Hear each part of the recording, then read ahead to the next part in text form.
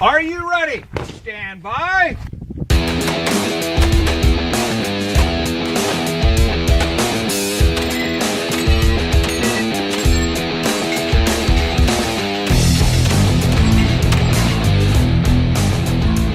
Welcome to the Three Gun Show, your source for technique, strategy, and match recon, brought to you by Armalite Rifles, LAG Tactical, and Breda Shotguns. I'm your host, Dave Hartman. This edition of the Three Gun Show is a recap of the 2018 IPSC Shotgun World Shoot with Lan Nguyen of Dissident Arms.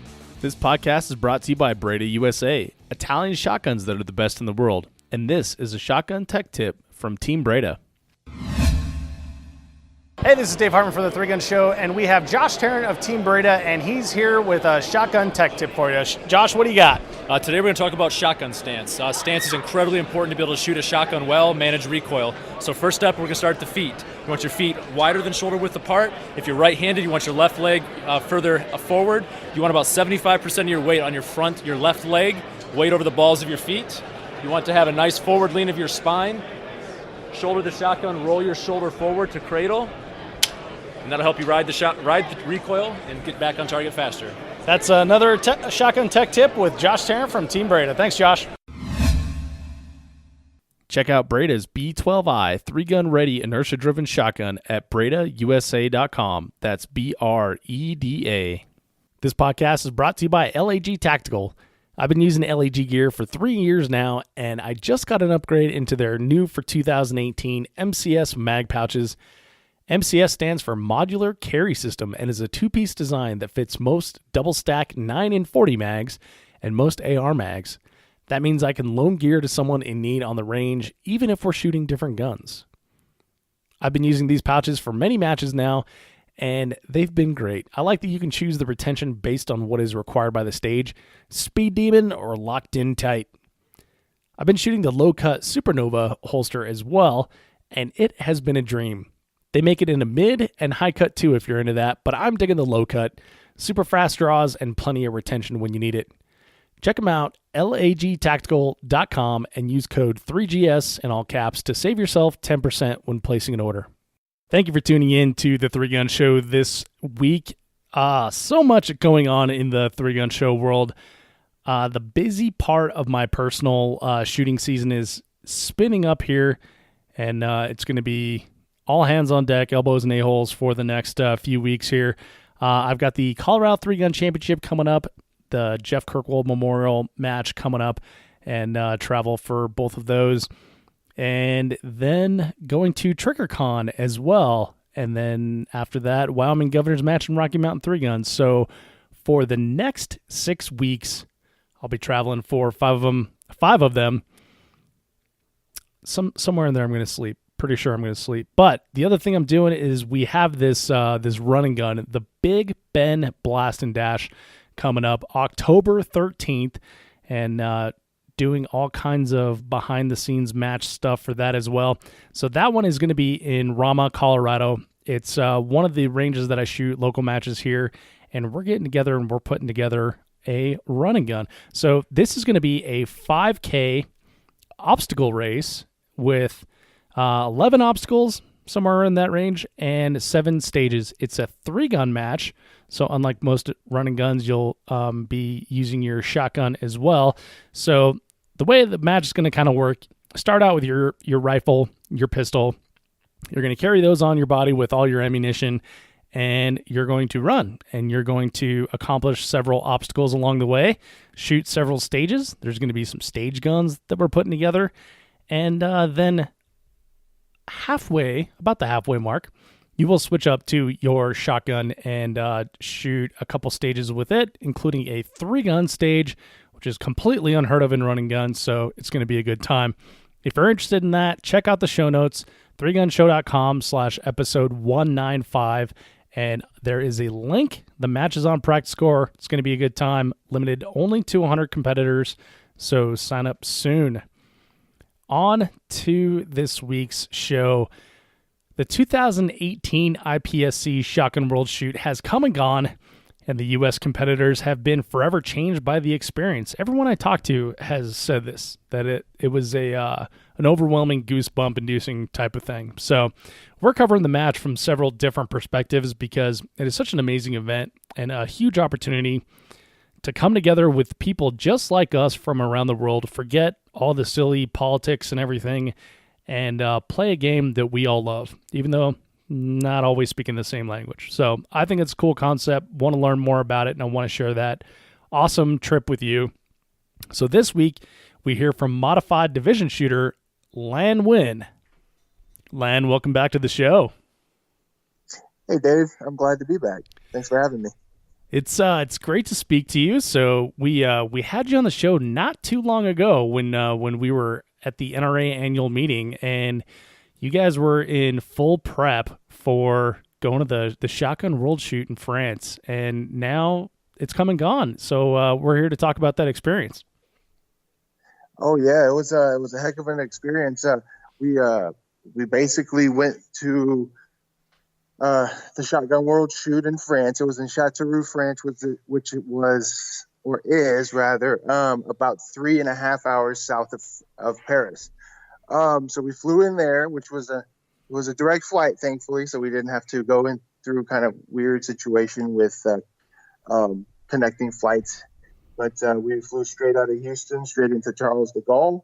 It was kind of an abstract experience getting out into France with guns and stuff like that. But yeah, what was that like? You're leaving Texas, which a lot of people consider to be very gun friendly here in the United States, and you're going to France. What was that experience like? It actually wasn't that bad at all. I mean, just as long as you follow the directions and you did what was required of you, the actual process wasn't that bad at all. You just had to make sure that you got the proper forms filled out on your side, which is the ATF form 4457, and that basically states that you are leaving the country with serial firearms or serial parts, and that when you come back into the country, those same serial parts return with you. Mm-hmm. So you can't pull up, I lost one over there, and some Russians must have picked it up or something like that. So was that pull anything shady? Was that a different process for you guys since you're a manufacturer, or did you go with your personal guns as civilians? We went with our personal guns as civilians, so we kept it totally separate. So we went through the regular, I guess, the civilian process, if you will. And again, it wasn't that hard at all. We just had to make sure that you talk to the correct people and you filled out the correct forms, and that's about it. Cool. So you didn't run into any snags going through customs or anything like that? No, not at all. Well, coming back, I did, because apparently you can come back with firearms, but the chicken sandwich is frowned upon to return with. So I had to go through customs for a chicken sandwich. No kidding. Yeah, no kidding. So it took me longer to get my chicken sandwich cleared than it took Mike to get through with his firearm. So it was kind of a weird experience, but flying out and flying in, we kind of used the whole angle of, hey, we're shooting for Team US shotgun, at the Shotgun World Shoot, and that seemed to really carry some weight with TSA and some of the airline people. So if that's a tip, I guess you would say. That's a nice pro tip right there. Yeah, throw that around, and they'll get you passed on through. Actually, one of the processes you have to do for Air France is you have to get clearance for flying with firearms and ammunition, and that typically requires a 48-hour period. I called the day that we were flying out and threw the whole Team US thing around, and we got expedited clearance. So that was kind of cool. Nice. Now getting that expedited clearance the day before, that would train me to just shout Team USA anytime I wanted anything during that trip. Now, did you find that worked anywhere else, or just the airlines? Just the airlines mainly. Yeah, it was. We tried to pull that in France, and people didn't really give a shit. So yeah, just mainly on stateside and mainly for the airline people, but yeah, it worked out pretty well. Nice. Well, so I know that, well, I want to talk about your shooting experience first here because, I know that's, it's something very unique to go and shoot in a different country. Not a whole heck of a lot of people have done it when you consider how big the shooting sports are as a whole. But what were your other goals heading into the World Shoot? Obviously, you have customers coming from all around the world. You have several of your guns that you and Mike built at Dissident Arms that are going to be used in competition. Those are often competing priorities with having a good match. So what were the main focuses of your trip? It's funny you should ask. I guess it would be my goals shifted mid-trip. My main goal was to go over there and obviously perform well as a shooter in the modified division. Then the secondary goal obviously would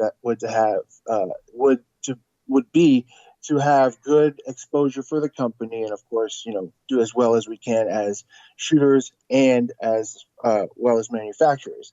So the first day of shooting, the first day of the match, kind of my primary goal went out the window because I had some equipment issues. So on some of the bigger point stages, I basically zeroed them due to a dot that wasn't functioning properly. So I started kind of behind. So being said, yeah, it was a tough one. And, you always tell yourself and everybody else tells you that it's a marathon, not a sprint. And so there's 30 stages, but when you zero 33 stages and they see either 120 and 140 point stages, it's rough to come back on. Yeah, no kidding. Yeah. So after that happened, I just kind of said, well, you're here for the experience now. Just shoot the best you can, finish as strongly as you can, and then soak in the experience. Mm-hmm. Then the secondary goal kind of got shifted up, I guess, as far as priority wise goes. And it was to see and make sure that our guns were were functioning correctly and our shooters were as well taken care of as possible. So, on our off times, I would go over and, Mike and myself would go over and help the ladies open team out, just kind of make sure that their guns were going good and that they did, make sure they didn't need anything and just kind of help support the team in general. So it was really a cool experience to see that our ladies open team and the Russian ladies open team on the same squad. So we got to watch a lot of good shooting there. Then it was fun to go watch, Josh obviously perform with, he was squatting with Mike. And so I got to watch them shoot a couple of stages. And then it was also fun to, when they were off schedule, and I was actually on my day off as well, we would walk and watch the open Russian men's team and the open Ukrainian men's team as well, and the Czech team. And so, and that was kind of just to put a little bit of pressure on them. And it was a nice experience to be able to do that too. Just kind of walk around, let them know that, hey, Josh is there. He's performing well, and he's going to come check out some of your stages. Nice. Yeah. Okay. I know myself, and I would be tempted to be like the hype man from all the rap videos, where I'm just like shouting, derogatory things like "you can't shoot" and stuff like that. So, were you tempted in that manner? Did you do any shit talking while you're over there, or was it just basically kind of stand and observe and let the presence be known? It was more the latter. The former would definitely be frowned upon there. They were really polite as far as their shooting is concerned, and the shit talking was more of a minimum. I mean, we're talking about, when they see a good stage or somebody shoots very well, we're talking we're in the land of golf claps and stuff like that. Oh, you're kidding. And so no, and that was actually a pretty cool experience too, because like you watch somebody crush a stage, and then you'd hear these little golf claps, and it was a different experience. It was one that I could appreciate, but it's just something different.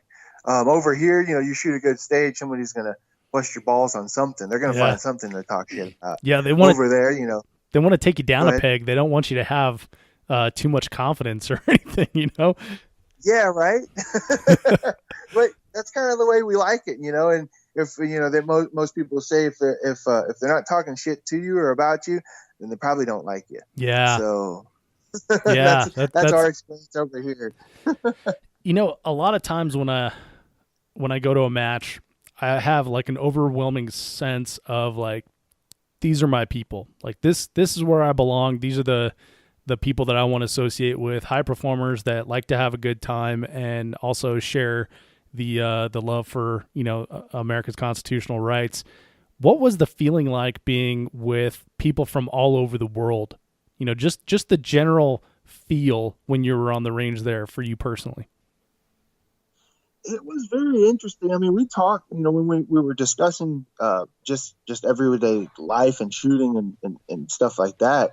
Everybody, especially, I met this French range helper, I guess you would say, over there.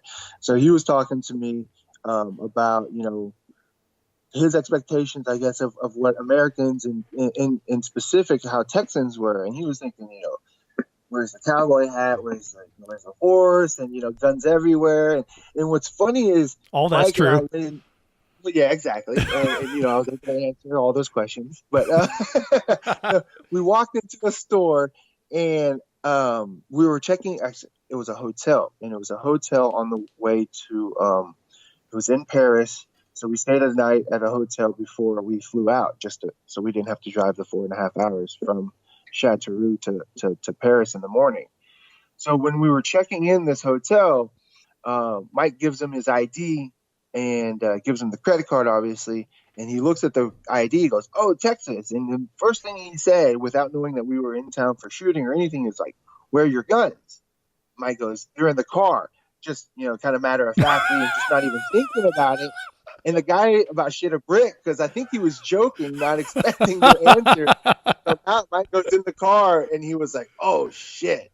And so that was a weird experience, But everybody, that's what they think. Americans, especially Texans, like we have guns everywhere and we walk around with guns blazing. So, it was a weird dynamic. But I think that for the most part, whenever I was able to tell him what we do and what we are, and and how we approach, the Second Amendment and things like that, they were able to understand it more. And they really do think that it's just guns everywhere, guns blazing. Everybody has a gun. It's on the side of your hip and things like that. I mean, It's kind of crazy, but that's what they're exposed to. And I guess that's what they're told. Yeah. I mean, that's like the news media portrayal, right? Yep. Yeah, exactly. Interesting. So you got the opportunity to, change some hearts and minds. Did it make you consider the reason that you do things that you do in like your day-to-day life and the values that you hold when you had to explain them to someone else? Yeah, I thought it was an odd thing to have to explain to somebody that your safety, personal and family, should be your own, thing to protect and look after. Because they're like, well, just call the police and wait. And it's like, well, I'm not going to sit there and call the police and wait an average of 10 to 15 minutes for them to come save me. Mm-hmm. And so, that's the whole, the whole notion of self-defense was foreign to them. I mean, over there, I was being told at the range, make sure they don't see that folding knife in your pocket because it's a felony here in France. And I'm like, I can't even have a knife. Wow. What if, I have to cut something or somebody comes up to me and starts doing something shady or whatever? I can't have a knife on me to defend myself. And they were like, no, make sure you hide that. So that was a crazy feeling, knowing that just a regular pocket knife. I mean, it was like a 3-inch folder, 2-inch folder, folding blade would have made me a felon over there. So yeah, allegedly, it was allegedly, right? And so it was kind of crazy because you were talking to everybody that you'd see people from the Philippines or shooters from America or wherever, and they'd have it would look like they had a blade on them. I wasn't sure exactly what it was, but they would all be felons. You know what I'm saying? Mm-hmm. So just that kind of notion is it's crazy. It's crazy to me. But you go there to France, and we went to it's called the Centre des Sportifs de Tir or something like that. But it is this huge, awesome facility that, it had indoor air rifle facility out to 25 meters, I think. It had world-class skeet facility and sporting clays. Then it had all these bays for us to shoot in. It was a former NATO air base, I believe it is what it was. Oh, no kidding. And so, yeah, and so they turned it into this world-class shooting facility. And so they want to, start. They're putting in the bid for the next Shotgun World Shoot as well, and they want to start bringing in more international matches there. But well, and they had the pistol World Shoot there, right? The most recent one. Exactly. Yeah, they sure did. And then they're putting in the bid for the next Shotgun Shoot. So I mean, they really want to start bringing these large matches into that facility, and it's cool to see a facility like that. And I know we have some of them here in the States, obviously, like the NRA Winnington Center, and there's facilities like that. But I mean, that thing was just crazy. Then we heard from the Russians that their facility was crazy too, but it was funded by the Department of Defense. Oh, nice. So, so that budget's not short. Yeah, no kidding. Yeah, it's interesting. The World Shoot. We've been talking about it in the Three Gun Show and Three Gun Circles for a long time here, and so I looked it up on Google Maps, and they, at the time that I initially started looking up, they had just broke ground, so it was just like a basically cleared out area. And then they had photos on their website. The website's really confusing, by the way, because it's not in English. So, and I'm American, but they had some amazing photos on there. And then watching your guys' videos is just like an absolutely incredible layout and very thoughtful sort of design to the entire range. Yeah, it was, and the props that they use. I mean, they had some really cool props, and I mean, it was something that you'd expect from a level 5 match. You'd expect a lot of, no expenses spared, if you will. So the stages were really well thought out. I mean, we had to get used to the whole type of shooting with the short, long, and medium stages and the mixture of those, but the way they put that match together in the facility, it really was well thought out, and it's kind of spoiled us a little bit because who doesn't like to shoot 30 stages and not reset one thing? Yeah, that's pretty amazing. Well, let's it was neat. Let's talk about that IPSC experience real quick. So first of all, you mentioned short, medium, and long stages, and so for folks that haven't listened to a couple of the other podcasts that we've done in years past. Can you explain what you mean by short, medium, and long stages? So short, medium, long, they have three length of stages or types of stages. And they keep I forget what the exact ratio is, but I think it's 3-2-1 or something to that effect for short, medium, long. So short stages would be something like they're real technical, fast speed shoots. Something like 7 to 8 rounds. Maximum. Usually there's 3 different conditions to start in, or options. There's option 1, which is fully loaded. There's option 2, which is cruiser ready. So no round in the chamber, but the magazine's fully filled to capacity. And then there's option 3, which is totally unloaded. So they had 3 different types. So for the short types, we started typically option 1.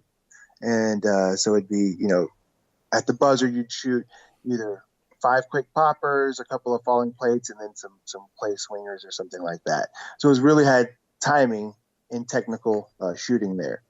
Then the medium stages would be around 12 to 14 to 16 rounds long. So for modified division and open division, you'd only have 1 reload. For most divisions, you only have 1 reload. So it would be, only test you on certain aspects, typically getting in and out of position and, maybe throwing a quick load in there. Then the long courses of fire, you would have pretty much 24 to 28 rounds. There are the stages that are more what we're used to. You would shoot a little bit on the move. It's not as technical as the short and the medium, but they'd be more like what we would be used to as far as what we'd see in an all shotgun match over here in the States. So Yeah, the short and the medium, you'd have more no shoots, more technical things like that. Mm-hmm. And scoring different? Does it make it a different game to play with IPSC scoring? IPSC scoring is definitely a different game to play. So you would have to know if a target. So, for instance, in the short courses of fire, we had a couple of stages that had bonus targets, and these would be double bonus targets. So they'd be worth 10 points, or the equivalent of 2 alphas, which is 5 points each alpha. So they'd have, let's say, 7 targets. Then they'd have the 8th target being the bonus clay. So your option would be either A, to engage all the targets, including the bonus target. So you would get the time that it took you to shoot all those targets, plus the points if you got the bonus points or not, right? So say you shot that stage, you shot all the targets in 4.5 seconds. Then it took you another second and a half to engage the bonus target, right? So the complete time for that stage was 6 seconds, but you got 10 extra points. Well, if you were to do the math on that, if somebody were to shoot that stage in 3.75 seconds, not even shoot at the bonus target, they'd have a higher hit factor than you. So they would beat you. Yeah, exactly. So it's a little bit of a, screws with your head a little bit. So I don't like math games, man. for us as 3-gun shooters, we were like, what's a bonus target? You have to hit it, right? Because if the first person shoots at it and hits it, then now it's a required target. And that's what we tell ourselves over here. Yeah, right? That's a good rule of thumb. But that's a trap over there. Because I told myself that shit over there, shot at that bonus target, missed it, added the time, and then you got a lower hit factor exponentially because, it's such a short course of fire. Right. So it was that kind of thing. It's like, well, if you would do the math, and we were sitting there telling ourselves, well, if you can shoot that clay target in 1 second and hit it in the first shot in 1 second, then it's worth it. So that's the kind of stage planning you'd have to do on the short stages. Man, should I shoot at it? Should I not? Some guys I was listening to, they were like, well, shit, I'm going to shoot at this target. I know I can't hit it because the no shoot's covering it, but I don't even care because it'll save me a position and it'll give me a better hit factor than if I run all the way to this other side to open the target up, shoot it, and knock it down. So there's this gaming involved that could allow you to not shoot at a target, if that makes sense. Interesting. Yeah, So there's a completely different strategy. Like we are pretty much like Neanderthals, and it's just like let's destroy everything we see. Yep, exactly. And so we would watch people shoot it, or we would shoot it our way, right? And then we watch the next squad shoot it, and we'd be like, holy shit. They would totally stomp the activator. The clay would throw. They wouldn't even glance at it. They'd smash the rest of the plates, and they'd win. They win that stage. Huh. That's incredible. It is. And then they also knew that if they happened to miss one of those plates, they would have an extra round in the chamber. So some of us would be, if you didn't take that shot at the clay, they'd have an extra round in the chamber to re-engage a missed clay or a missed target on the ground. Whereas if we took that shot at the clay, missed it, we'd have a standing reload for the missed target on the ground. Right, and then that just destroys your stage time. Like one reload. You turn what was supposed to be a 5-second stage into an 8 to 10 second stage. You just basically doubled the time and decreased your hit factor by that much. So it was a crazy game to play. It taught us a lot. At first, it was an odd transition, but I can definitely see how it can make you a lot better shooter as far as technical shooting goes. But as far as the rules and the point systems and hit factor and stuff like that, it's no real bleed over for us as far as the way we shoot and stuff. So it doesn't really, that aspect doesn't help your game. Interesting. I don't think.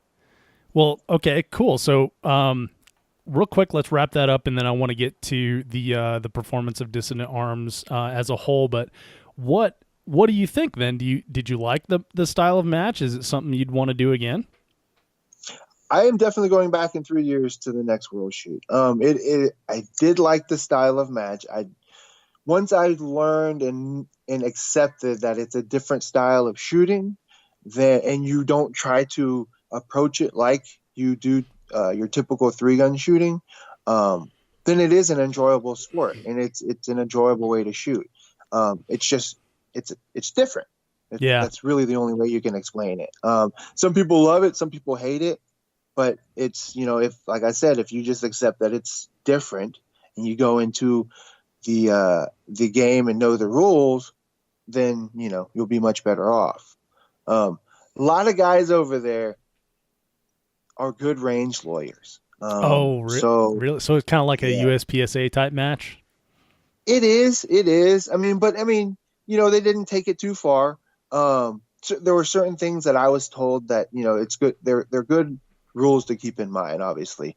Like, for instance, one of the procedurals I got was a foot fault, but it happened at an area in the shooting, in the stage where a lot of people were stopping for that position. So it was building up the gravel around the fault line.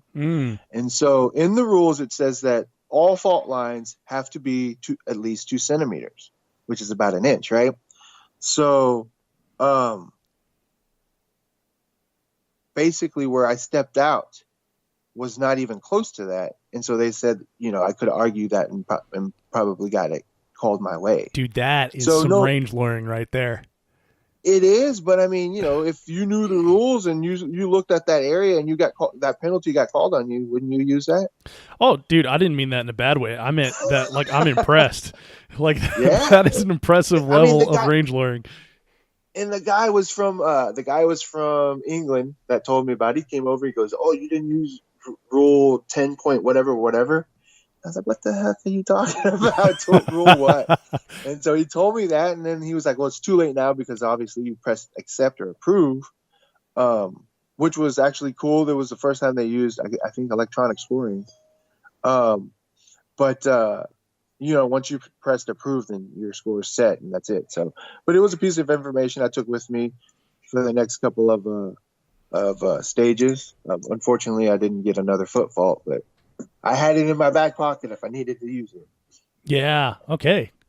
Well, that's interesting, and I appreciate your perspective on that as someone who shoots a lot of 3-gun matches, who shot a lot of USPSA matches, and man, it's so interesting. I feel like I could talk for another hour just on that alone, but I know we're time constrained, so I want to talk about the Dissident Arms performance. So you guys went into the match with over a dozen guns in the World Shoot. Am I correct on that? Well, for yes, I believe so. You would be correct in saying that, because for the U.S. team itself, or the U.S. shooters, there were 36 shooters, and of those, we had 10 people using Dissident Arms or Dissident Arms and Briley shotguns. The last person, the Dissident Arms Briley shotgun, would be me and Julie Wasted. We were both shot modified guns. So we shot the new Benelli M2 modified guns that we worked on. But as far as KL-12s and Dissident guns are concerned, we had 9 KL-12s in the match.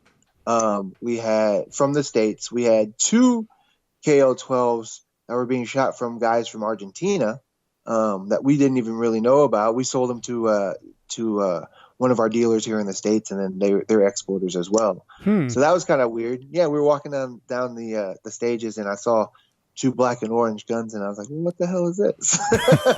These guys ripping us off? And I was like, yeah, well, we really didn't know. We knew that we sold a pair like that, but we stopped and looked, and we were like, wow, they did a really good job in making a firearm similar to what we do. And as we kept looking at it, we were like, no, those are our guns. And so we talked to them, and that was really cool. That is cool. So yeah, I think we had over a dozen guns.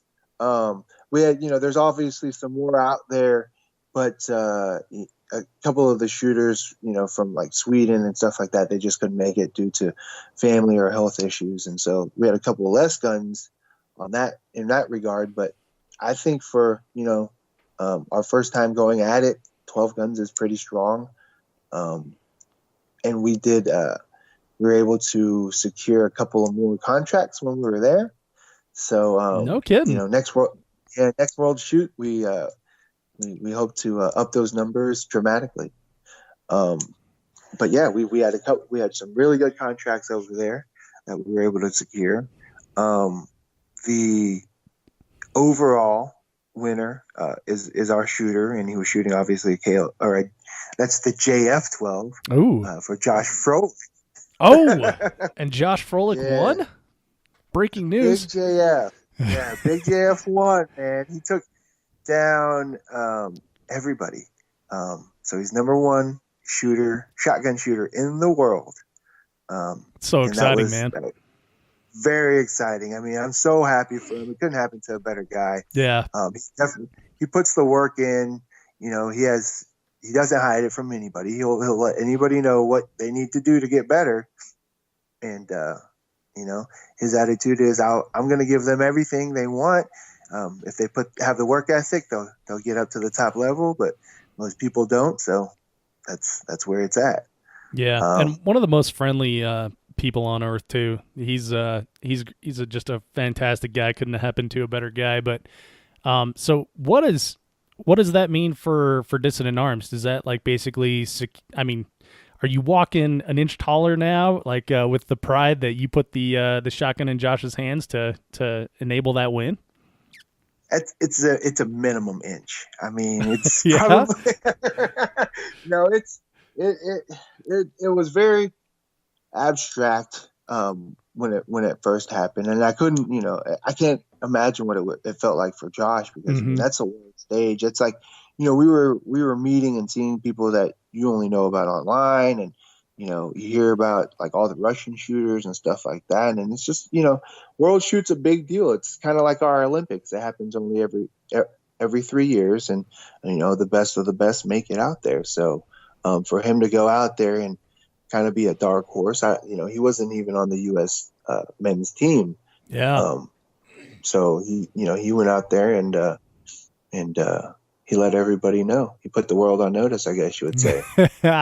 So it's really cool too. And so I won't ask your opinion on this next part here. This is my own opinion, but from watching from the outside, when Josh wasn't placed on the men's team because of his lack of participation in USPSA, even though he's one of the most dominant figures in open shooting these days, and especially in the sports that include shotgun, which is 3-gun and not pistol shooting, for him to get essentially a snub from USPSA and then to go out and win overall is just, first of all, it just illustrates like how bad the selection process is, and then second, what a great accomplishment for him.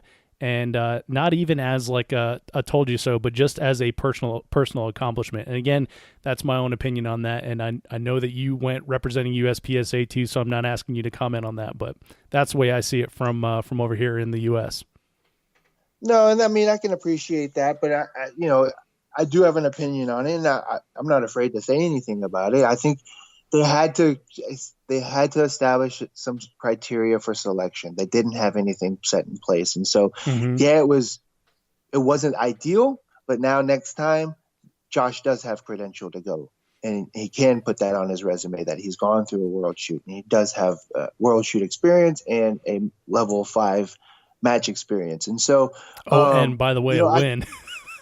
And by the way, a win. Exactly. So I could see it on both sides. It wasn't an easy pill to swallow, I'm sure. But Josh is the kind of guy that he does not rock the boat, but he does take things in and he uses them for motivation. And he clearly used that as motivation. And the results are where they are.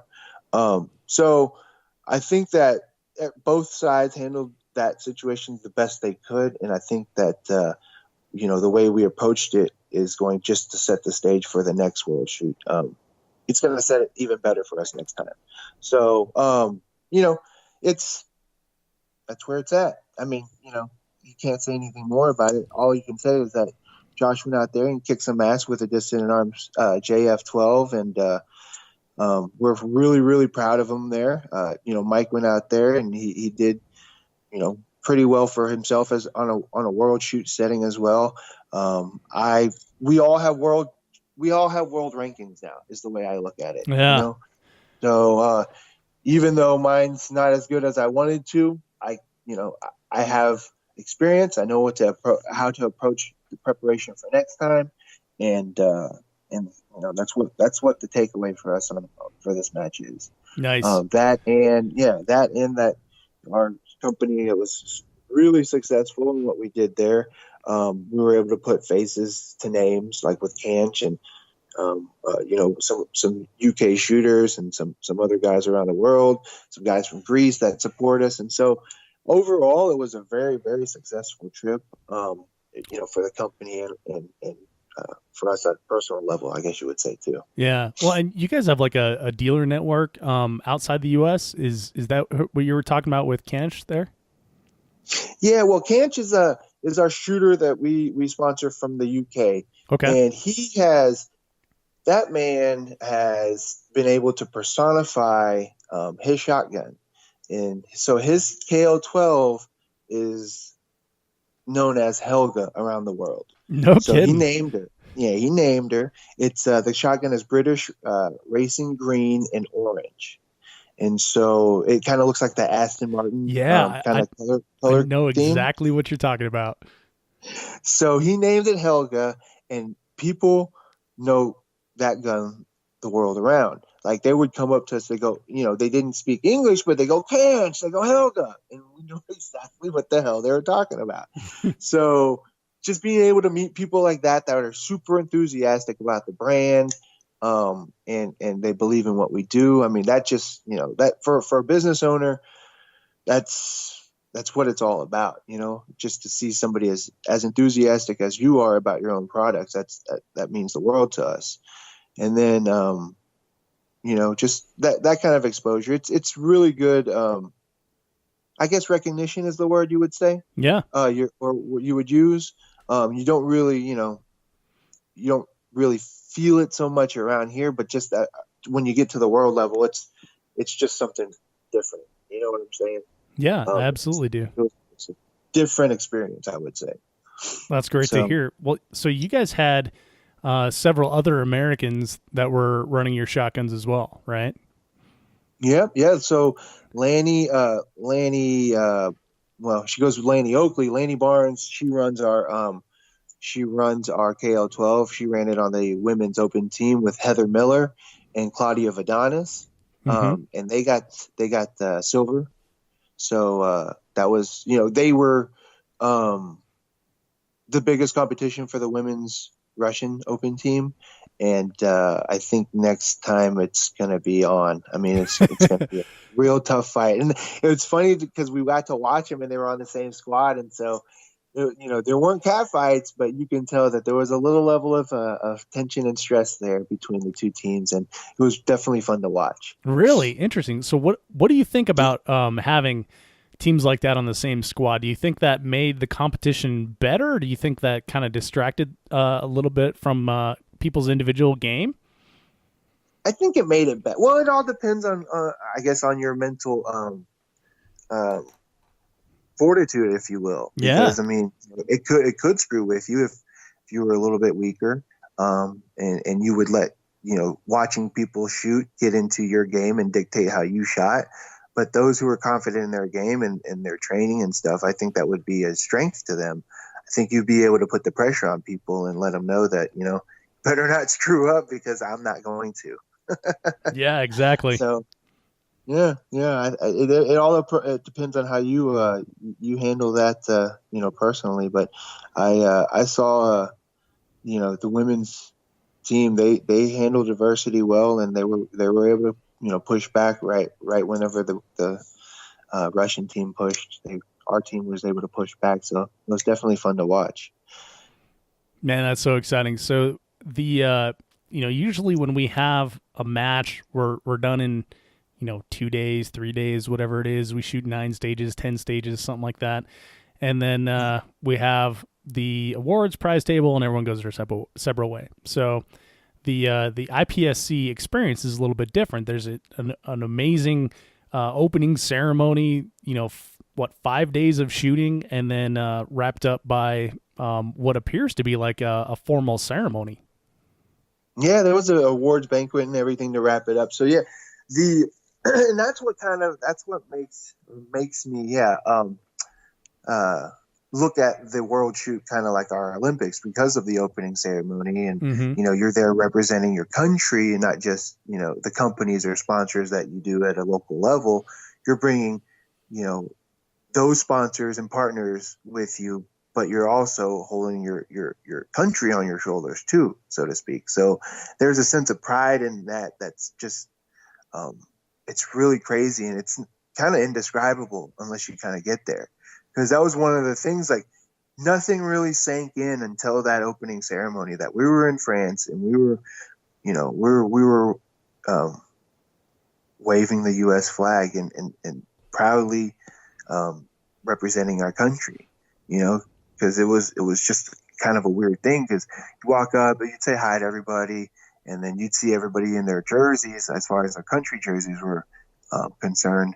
But then once, Ursula Williams, I'm pretty sure you know who she is. Mm-hmm. She carried the flag for us. So once we saw her raise that flag, it was just, goosebumps and chills. And I don't know, it was just a crazy feeling, man, to see that. And then to be able to walk through that opening ceremony. Then, like you said, there were 5 days of shooting, but they were half days. And so you shot AM or PM. So you had, the rest of the day to either unwind or prepare for the next day.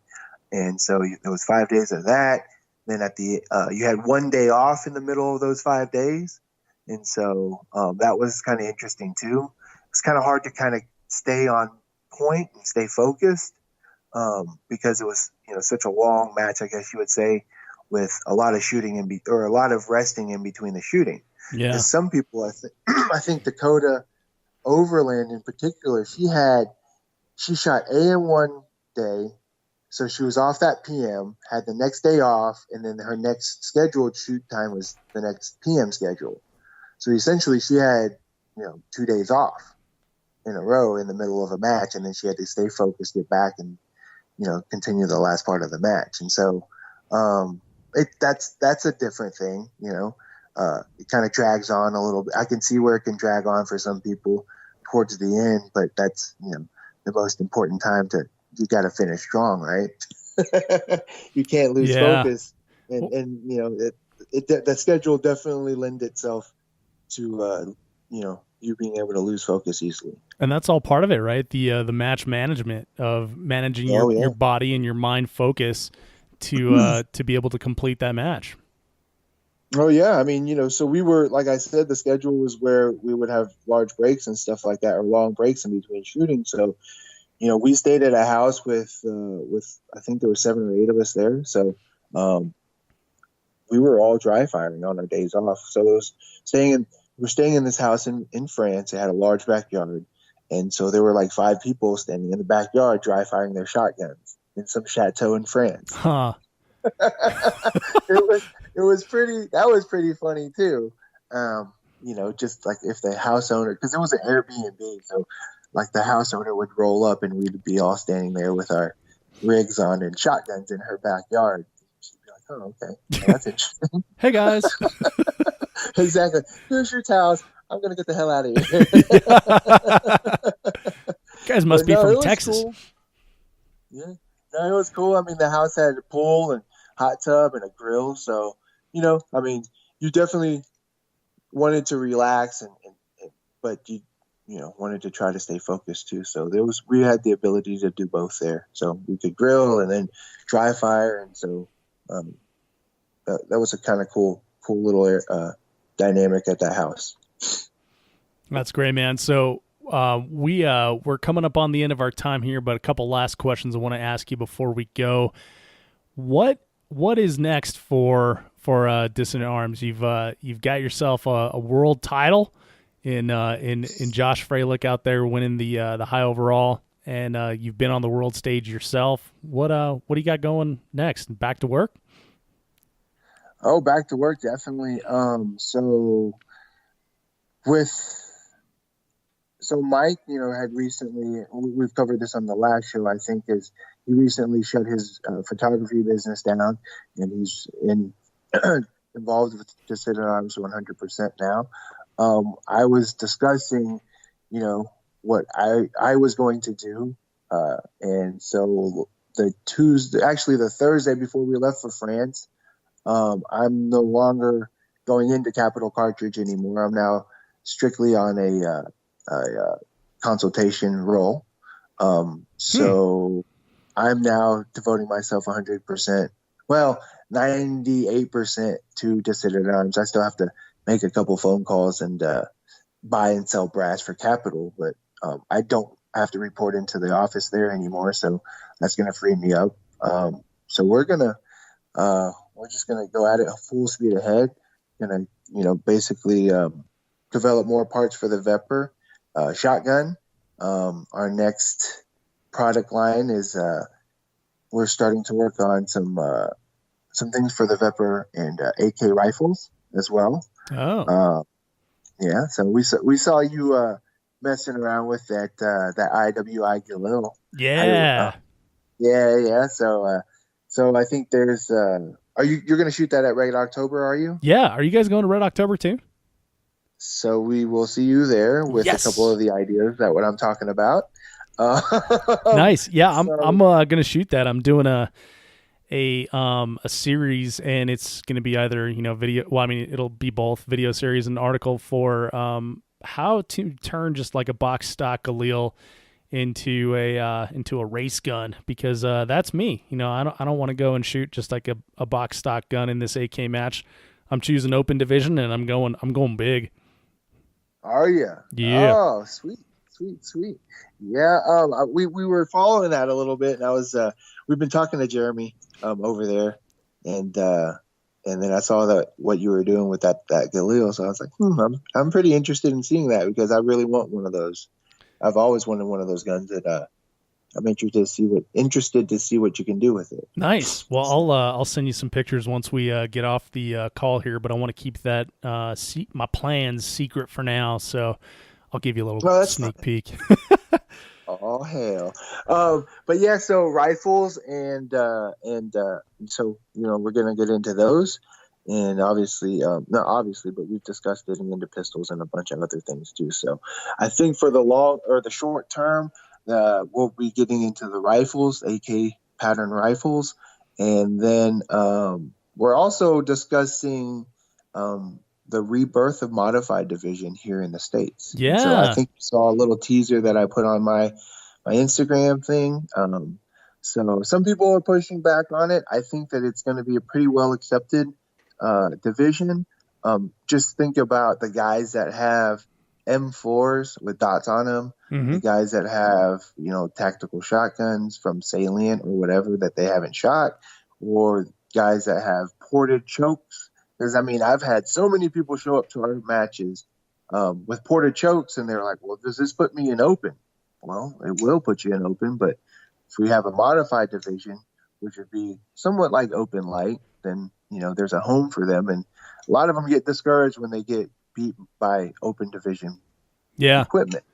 Well, and so we don't want to discourage people. We want them to come out and have fun. So yeah, I saw recently. There's a young lady that showed up to one of our matches with just a box stock Stoeger M3000 with a tube on it, and it was their sporting model. So it had ports in the barrel, and I was like, that puts you in open, right? And she's like, oh no, I bought it like that. And I was like, well, I understand you bought it like that, but the division, the porting puts you in open, but she's nowhere near the capability of competing in open. So it's one of those conundrums. But with the introduction or reintroduction of modified division, maybe we separate TAC Ops and Limited a little bit more. Just gonna throw that grenade out there. That's something to discuss. I'm not trying to change divisions, and some people, that's the main pushback. Oh well, you need to leave three gun the way the divisions are, not keep adding divisions. There's such a thing as too many divisions, and I do understand that. My first what I was trying to explore was just in an all steel or an all shotgun match. Mm-hmm. Then you get those people out there, and then they can kind of figure out, well, okay, well, I do like shotgun or I don't like shotgun, and then they can kind of figure out their path that way, right? Yeah, that's like the perfect test bed for it. Yeah, and so that's the way I see it too. It's like, I mean, the anytime I see a new shooter come out to a match, we typically suggest that they go to a one-gun match, either all shotgun, all pistol, all rifle match, just so they can get comfortable with just the range commands and B, manipulating firearms in a match or competition setting. Because, I can do this in my house, or I can do this under, under those kind of settings, but you put me in a stressful situation, then, I don't know what I can do. Like, I've seen it happen. Some guys seem calm out there, but as soon as that timer goes off, they want to turn around, and wherever their eyes go, their muzzle goes. And it's like, dude, chill out. Yeah. Just settle down. So, it's we want to grow the sport. Yes, we don't want to muddle too many of the divisions and stuff like that, but we want to be able to give people a place to play that have certain equipment. So, it was just something that we kind of threw out there just as an exploratory question. And I think that there's a place to introduce it here in the States. And I think that's probably one thing that you should look forward to as far as what we're doing. I like it. Well, Lan, this has been a great conversation about your experience in France. Congratulations on the win for Dissident Arms and the experience itself. One final thought or piece of advice for the audience. Just give us something to walk away with. Let's see. I would have to say that IPSC shooting is not as bad as everybody makes it out to be. It's very technical, and it just takes a little bit of research, and just get out there and shoot some of the matches, and I think you'll really enjoy it. And on that note too, you should look forward to, a different shotgun series and some other matches for next year. And that's all I can really say. I like it. Well, Lan, thank you for your time, man. Thanks for coming back on the show so soon here, and again, sharing your experience, and wish you the best, dude. Thanks for being on the show. Thanks, Dave. I appreciate it, man. Thanks for having me back. Hey, before you take off, be sure to check out the show notes at 3gunshow.com/episode 195 for links to things that we discussed in the podcast, including your link to sign up for the Big Bend Blast and Dash 5K obstacle race that's going to be happening here in Rama, Colorado, October 13th, 2018. This podcast is brought to you by Armalite, the original. Armalite rifles put the AR in AR-15. The rifles themselves come with 1-in-8 twist barrels, match barrels, 18-inch or 13.5-inch with a 15-inch or 12.5-inch handguard, Timney trigger, Luth AR stock, adjustable gas system, tunable comp, a patented tunable comp. This thing's ready to go right out of the box for a 3-gun with no additional modifications other than putting on a nice optic. I myself use a Vortex Viper PST 1-6 when I'm shooting TAC Ops, or their Spitfire when I'm shooting limited. Check them out at armalite.com. Quick reminder that if you enjoyed this episode of the podcast, subscribe in iTunes, Google Play, Podcast Addict, or wherever you get your podcast content, so you will always get the very latest. Thank you so much for downloading, listening, and subscribing to the show. I'm Dave Hartman, and I'll see you on the range.